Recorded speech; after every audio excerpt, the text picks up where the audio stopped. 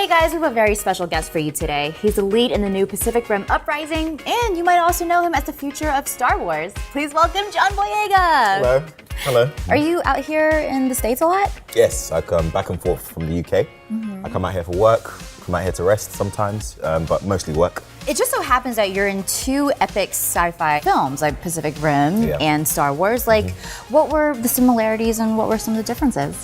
I think the similarities is just the genre. And this is what attracted me to Pacific Rim, was to find a movie within the same genre that was very, very different. Right. And Pacific Rim is so different. I mean, it's big, massive lizards against gigantic steel beasts. Yeah. Like, it's crazy. It's a whole different spectrum of huge. And, you know, it's a different character also. Yeah. Jake is very different from Finn. Yeah. So it's a great way of showing versatility as well. I mean, I really like Finn though. Like, you brought so much comedic element to the film. When you say Jake is different, are you saying like you're a very serious guy? Like, what can we expect? Jake is also quite charming and can be funny, but he is more like his father. He is his father's son. He is Stacker Pentecost's son. Like, he gets down with the serious business. He doesn't have time to play. Right. And it makes for a very epic lead. He's about the war life, but he is also like a scoundrel, like someone that you wouldn't expect to be a hero, but eventually he does become one. Right.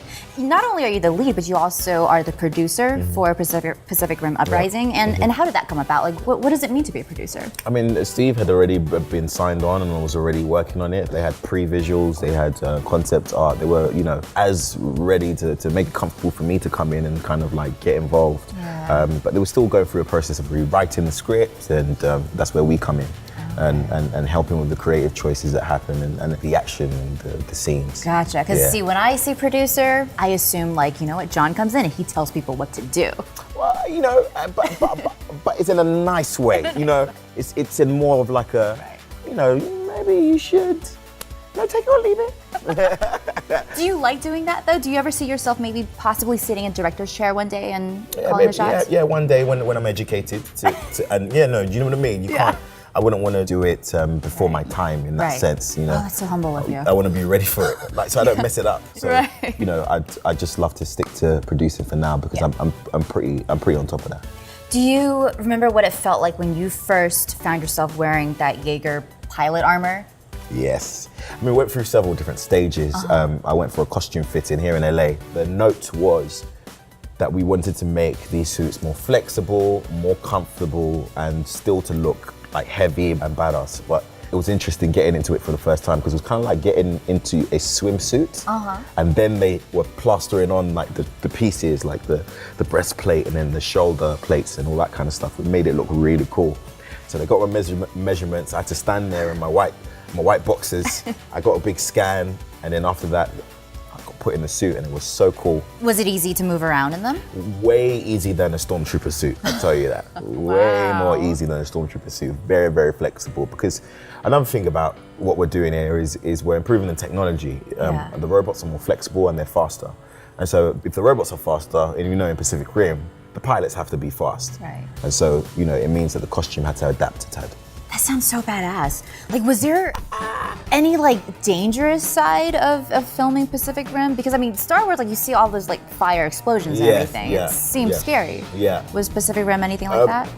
I've never done as much stunts on any other movie as I have on Pacific Rim. Yeah, Pacific Rim was crazy for me. There's some stuff I'd done on that, I was just like, I can't believe it. I did a drop, like a straight drop while being on a harness, but they just kind of let the harness go.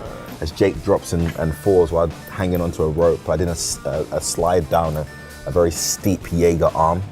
Came from the top of it. Imagine this was the arm, slid from the top all the way to the bottom, which was really, really cool. That is pretty cool when you think about it. It was really cool, but it was so steep. It literally, as soon as you get on, there's no way you could hold on and you're going straight down. And as soon as I got down, I done a roly-poly, got my feet, which is really, really cool. Yeah. Did you have to go through any extra training or learn any special martial arts techniques for this movie? Well, each robot has their own significant style, and the thing about Pacific Rim is we bring all countries together because the war has changed. We no longer fight each other; we're fighting these big things that come out of the ocean. And so Gypsy, she is a kind of British American brawler. That's how she fights. And whereas with Saber, she is more into like the strict, martial arts. Given your expert knowledge on these Jaegers, who do you think would win a fight between a Jaeger or a Godzilla? One Jaeger.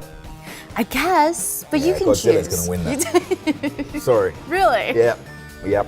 Which has made me, think about upgrades that we need for these Jaegers. Yeah. Just in case Godzilla, comes from anywhere, because I think it's possible. I think it's possible. Yeah, we'll have to tweak up the technology over there. Yeah, we'll have to run.